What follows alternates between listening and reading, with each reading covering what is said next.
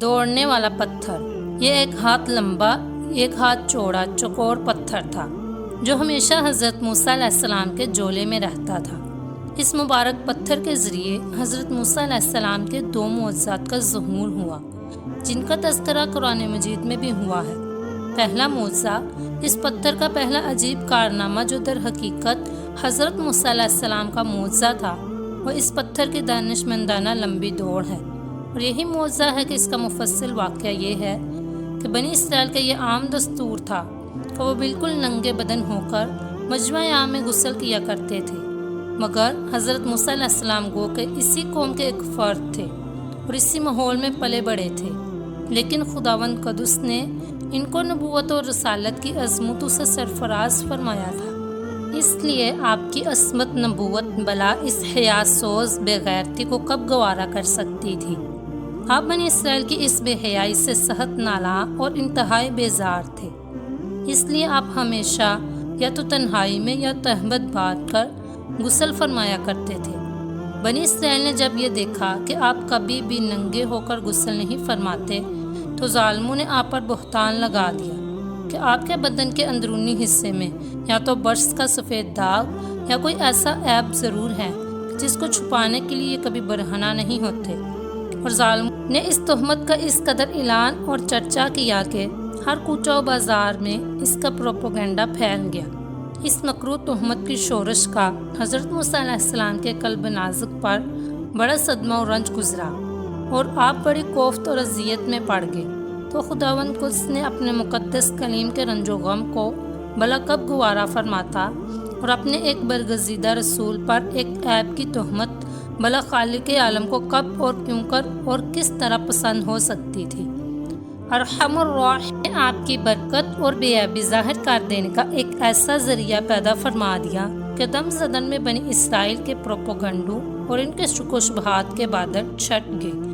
اور آپ کی برات اور بے عیبی کا سورج آفتاب عالم تاب سے زیادہ روشن و آشکار ہو گیا۔ اور وہ یوں ہوا کہ ایک دن آپ پہاڑوں کے دامنوں میں چھپے ہوئے ایک چشمہ پر غسل کے لیے تشریف لے گئے، اور یہ دیکھ کر یہاں دور دور تک کسی انسان کا نام و نشان نہیں ہے،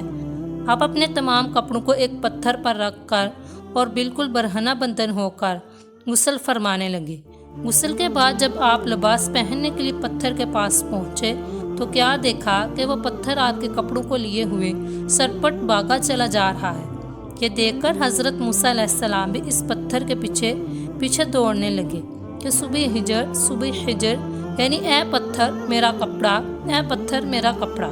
مگر یہ پتھر برابر بھاگتا رہا، یہاں تک کہ شہر کی بڑی بڑی سڑک سے گزرتا ہوا گلی کوچوں میں پہنچ گیا، اور آپ بھی برہنہ بدن ہونے کی حالت میں برابر پتھر کو دڑاتے چلے گئے۔ اس طرح بنی اسرائیل کے ہر چھوٹے بڑے نے اپنی آنکھوں سے دیکھ لیا کہ سر سے پاؤں تک آپ کے مقدس بدن میں کہیں بھی کوئی عیب نہیں ہے،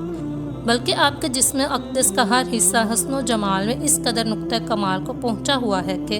عام انسانوں کو اس کی مثال تقریباً محال ہے۔ چنانچہ بنی اسرائیل کے ہر فرد کی زبان پر یہی جملہ تھا کہ یعنی خدا کی قسم موسیٰ بالکل ہی بے عیب ہیں۔ جب یہ پتھر پوری طرح حضرت موسیٰ علیہ السلام کی برکت کا اعلان کر چکا تو خود بخود ٹھہر گیا۔ آپ نے جلدی سے اپنا لباس پہن لیا اور اس پتھر کو اٹھا کر اپنے جولے میں رکھ لیا۔ دوسرا معجزہ، میدان طیہ میں اس پتھر پر حضرت موسیٰ علیہ السلام نے اپنا عصا مار دیا تھا تو اس میں سے 12 چشمے جاری ہو گئے تھے،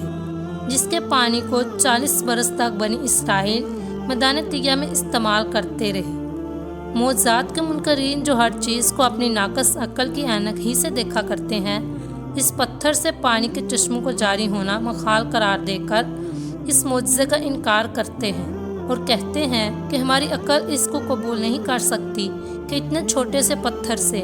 12 چشمے جاری ہو گئے۔ حالانکہ یہ منکرین اپنی آنکھوں سے دیکھ رہے ہیں کہ بعض پتھروں میں خداوند تعالیٰ نے یہ تاثیر پیدا فرما دی ہے کہ وہ بال مونڈ دیتا ہے، یعنی پتھروں کا یہ اثر ہے کہ وہ سرکے کو تیز اور ترش بنا دیتے ہیں۔ بعض پتھروں کی یہ خاصیت ہے کہ وہ لوہے کو دور سے کھینچ لیتے ہیں۔ بعض پتھروں سے موذی جانور بھاگ جاتے ہیں، بعض پتھروں سے جانوروں کا زہر اتر جاتا ہے، بعض پتھر دل کی دھڑکن کے لیے تریاق ہیں، بعض پتھروں کو نہ آگ جلا سکتی ہے نہ گرم کر سکتی ہے، بعض پتھروں سے آگ نکل پڑتی ہے، بعض پتھروں سے آتش فشاں پھٹ پڑتا ہے۔ تو جب خداوند نے پتھروں میں قسم قسم کے اثرات پیدا فرما دیے ہیں تو پھر اس میں کون سی خلاف عقل اور محال بات ہے کہ حضرت موسیٰ علیہ السلام کے اس پتھر میں اللہ تعالیٰ نے یہ اثر بخش دیا اور اس میں یہ خاصیت عطا فرما دی کہ وہ زمین کے اندر سے پانی جذب کر کے چشموں کی شکل میں باہر نکالتا ہے،